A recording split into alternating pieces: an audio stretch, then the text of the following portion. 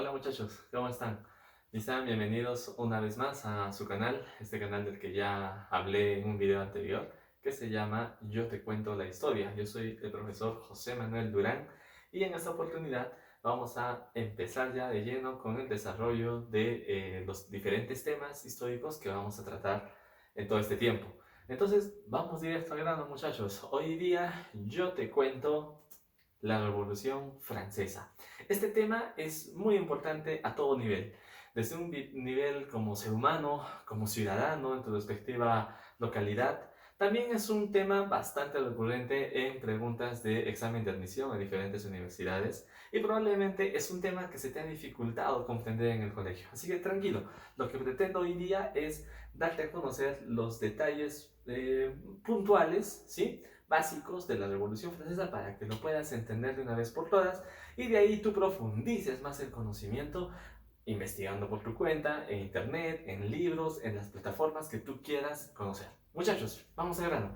Entonces, ¿qué cosa es la Revolución Francesa?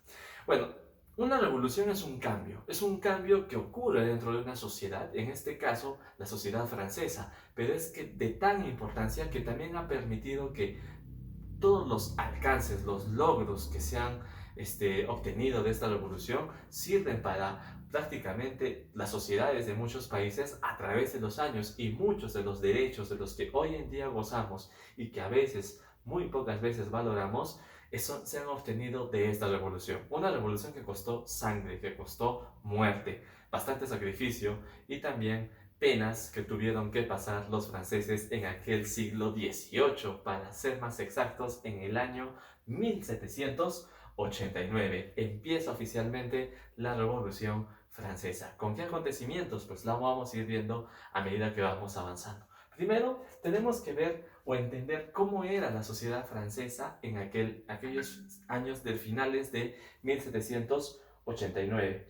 Cuando en la Revolución Francesa estalla, Francia tenía este sistema social. Estaba la sociedad agrupada en tres grupos de personas que eran llamadas los estados. El primer estado, el segundo estado y el tercer estado. ¿Qué cosa es el primer estado? El primer estado, que como verás se encuentra en la cima, estaba representada por la nobleza, es decir, el rey, su entorno, sus amigos, todos aquellos que poseían títulos nobiliarios. ¿Y a qué me refiero con esto? Condes, duques, marqueses, condesas, etcétera, y personas que pertenecían a la alta esfera social y que por lo tanto no pagaban impuestos. Bueno, muchos de ellos no lo hacían, sí, estaban exonerados de esa responsabilidad. ¿Quién era el segundo estado que está aquí en verdecito? Está representado por el clero de la Iglesia Católica. Los miembros del clero también gozaban de cierta reputación y por lo tanto también estaban exonerados del pago de impuestos. Al contrario, la iglesia cobraba y le cobraba al pueblo a través de los famosos diezmos que la iglesia católica solicitaba en su momento. Entonces, en algunos textos vas a ver que el segundo estado es la nobleza y que el primer estado es el clero. Bueno, eso es lo de menos, muchachos. Sí, hay algunas contradicciones, pero lo que todos estamos de acuerdo es que el tercer estado es el nivel más bajo y por lo tanto el mayor porcentaje de la población, y estaba ocupado por lo que era la burguesía, es decir, los comerciantes menores o mayores, y sobre todo en un gran porcentaje el campesinado, esta masa de gente que se dedicaba a la agricultura y que también estaba abandonado por su propio país, por su propio estado. ¿Qué está pasando aquí? Francia está atravesando por un periodo muy difícil de su historia. Hay crisis social, hay crisis política, pero también una crisis económica que se había acrecentado porque Francia había participado en dos guerras que le habían demandado buena cantidad de dinero. La guerra de los 7 años, por un lado, en Europa, y la guerra por la independencia de las 13 colonias inglesas, o lo que conocemos hoy en día como los Estados Unidos de Norteamérica. Francia ayudó a que Estados Unidos logre su independencia para perjudicar a los ingleses en realidad, pero eso le había demandado un gasto de guerra bastante elevado. Esta situación, muchachos, hizo que Francia entre en una crisis económica en la que obviamente quienes terminan pagando los platos rotos y quienes terminan sufriendo más van a ser las clases más bajas. Y por eso, chicos, es que aunado a otros problemas más que había en Francia, la diferencia de clases, este abismo social que había y falta de oportunidades para los más de clases más bajas, va a empezar la revolución. Pero tenemos que mencionar otro aspecto importante, la ilustración. Este conjunto de ideas que en el siglo XVII y XVIII sobre todo empezaron a surgir por toda Europa, pero con más fuerza en Francia.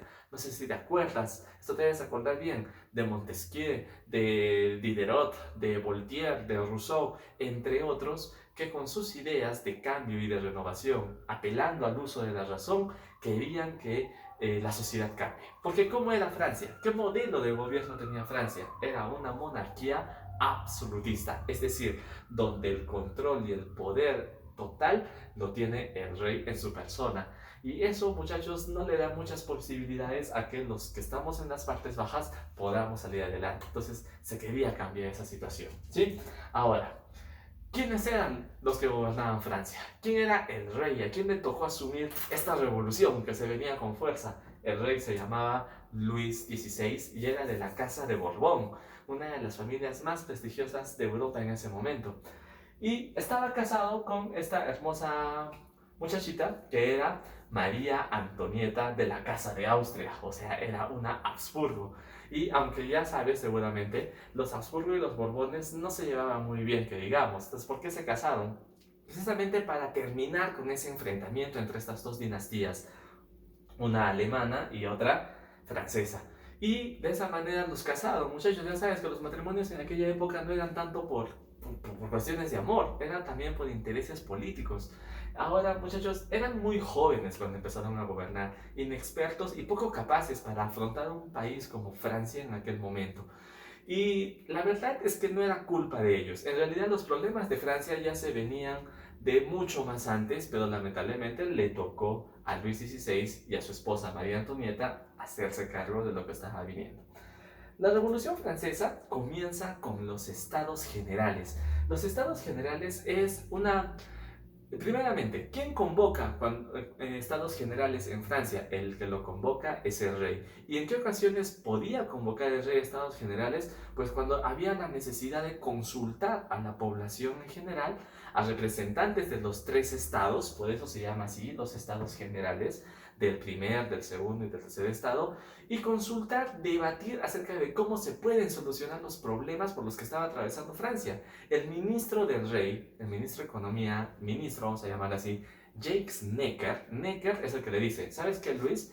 Si quieres afrontar la situación y obtener una solución, tienes que convocar a los estados generales. Entonces, al rey Luis XVI no le queda de otra que convocar los estados. Y así, como ves en la imagen, se reunieron ahí, pero no se llegó a ningún acuerdo válido porque esto fracasó, ya que en los estados generales era una pérdida siempre para los miembros del tercer estado, ya que lo que ellos reclaman no va a favor de lo que el primer y el segundo estado reclaman, y siempre van a ser dos contra uno. ¿Por qué?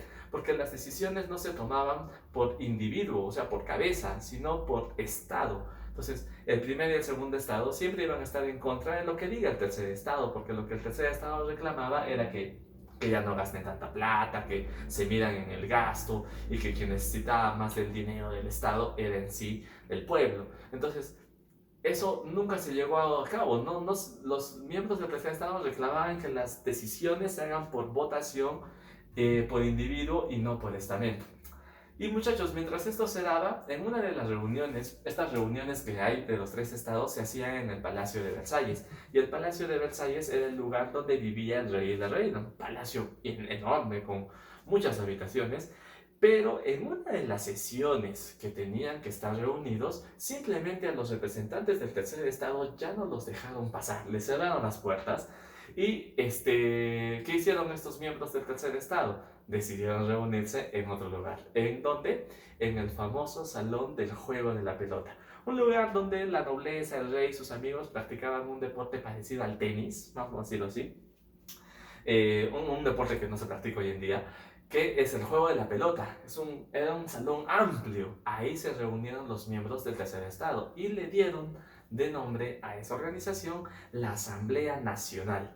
Al estar reunida y al formar esta Asamblea Nacional, ellos hicieron un juramento. El juramento se llamó así, juramento del salón del juego de la pelota. ¿Y por qué lo llamaron así? Porque juramentaron en ese lugar, en ese salón. ¿Y en qué consistía el juramento? El juramento consistía en que no disolverían la asamblea hasta que el rey les haga entrega firme una constitución. Tú ya sabes lo importante que es una constitución política para un país. Y Francia no tenía una constitución. En realidad ni un país lo tenía, solamente Estados Unidos, un país que recientemente se había formado.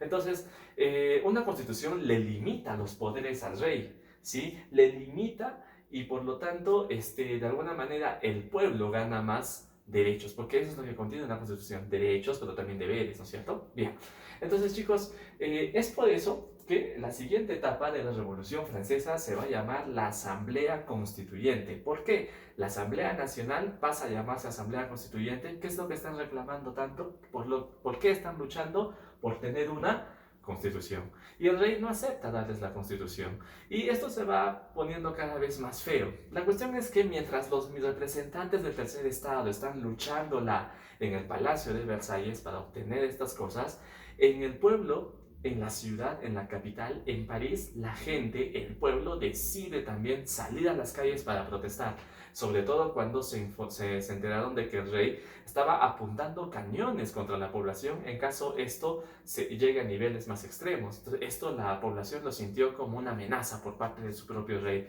Salieron a las calles y atacaron, ¿qué cosa? Este castillo, ¿no? Esta construcción, esta fortaleza medieval. ¿Y qué era eso? Esa era la Bastilla. Entonces acá, durante el periodo de la Asamblea Constituyente, se produce la toma de la Bastilla. ¿Cuándo? Escucha bien, el 14 de julio de 1789.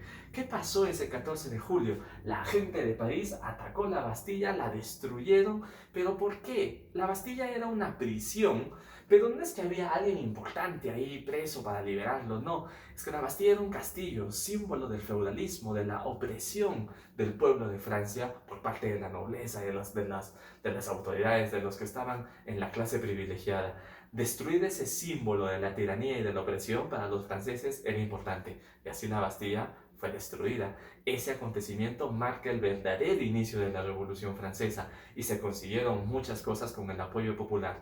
Se abolió la esclavitud en Francia. También se abolió definitivamente el feudalismo, por lo que muchas tierras que eran de los nobles, muchos empezaron a ser prácticamente quitadas de sus dueños para dárselas a los pobladores, a los campesinos. También se abolió ciertos privilegios de la iglesia, como por ejemplo el diezmo, ya no se pagaba el diezmo.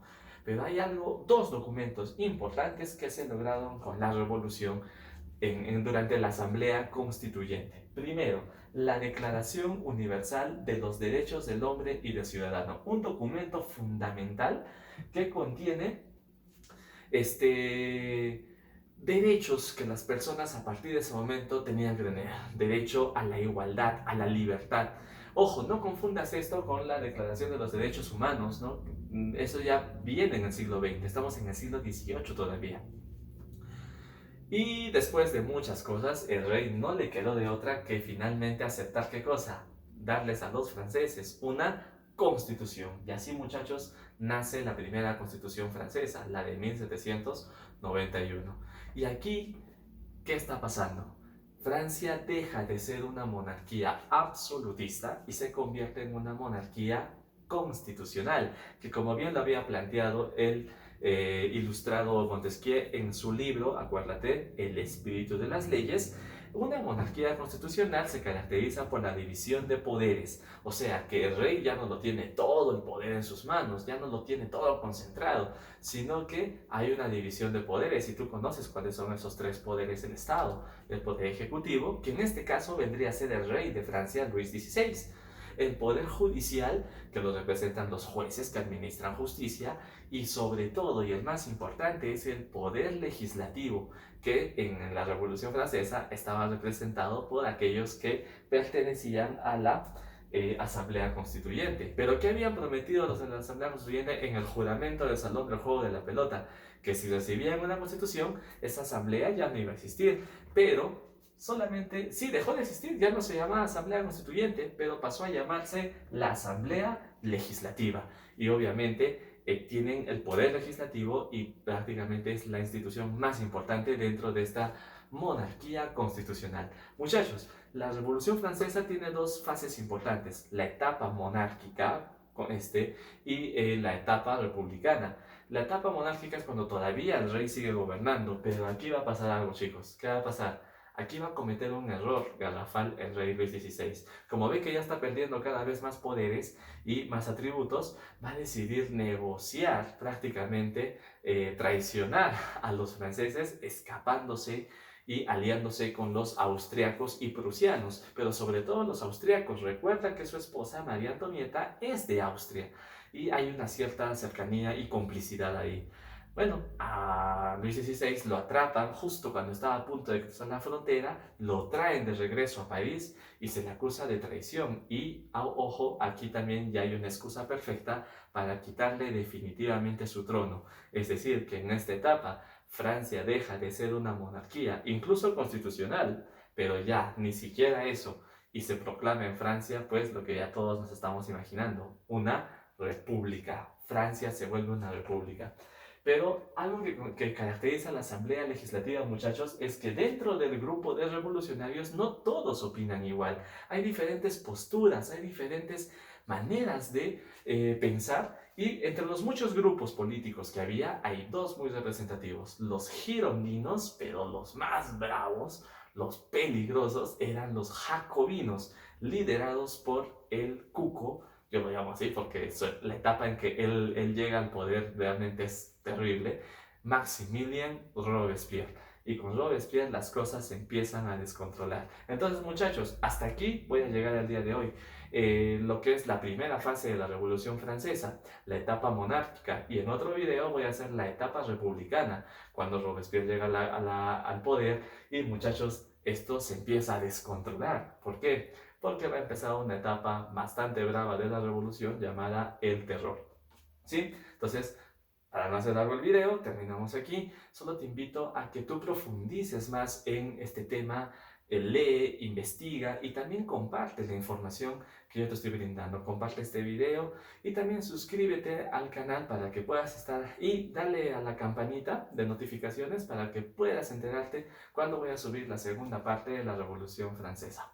Si hay algo que te gustaría que se mejore en el canal y algunas sugerencias, hazlo con total confianza en lo que es la caja de comentarios, que este espacio precisamente es para todos ustedes. Yo me despido, soy el profesor José Durán y ya nos estaremos viendo en otra oportunidad. Chao, chicos.